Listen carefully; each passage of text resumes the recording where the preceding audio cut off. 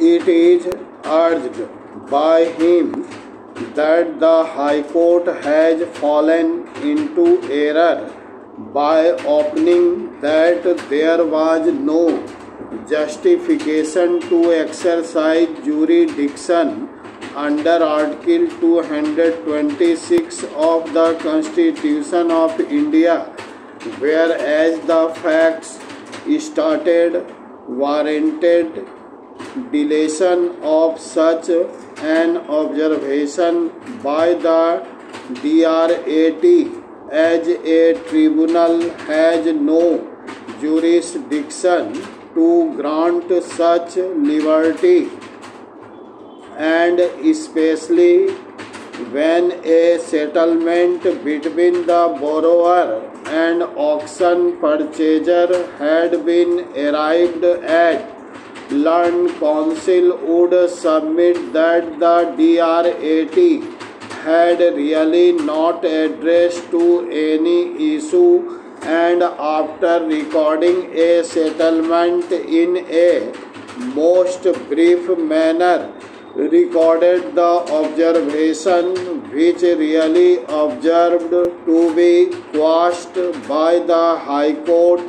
It is further canvassed by the counsel that the High Court should have taken note of the fact that the order passed by the DRAT had already been complied with, and it was absolutely unnecessary to drag the bank to a further litigation which is contrary to the spirit of the fact and the purpose of recovery of debts due to Banks and Financial Institutions Act 1993. It is also contended that the DRAT failed to take note of the prayer made by the applicant therein, and for no important reason the matter was kept pending for more than 4.5 years. Parachute. The learned counsel appearing for the respondent number 1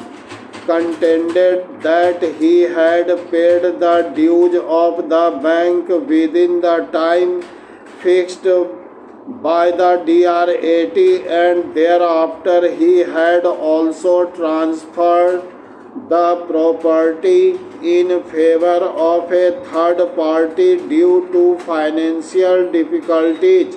In essence, submission of learned counsel is that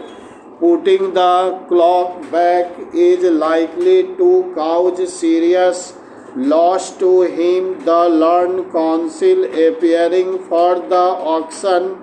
purchaser submitted that on the basis of the liberty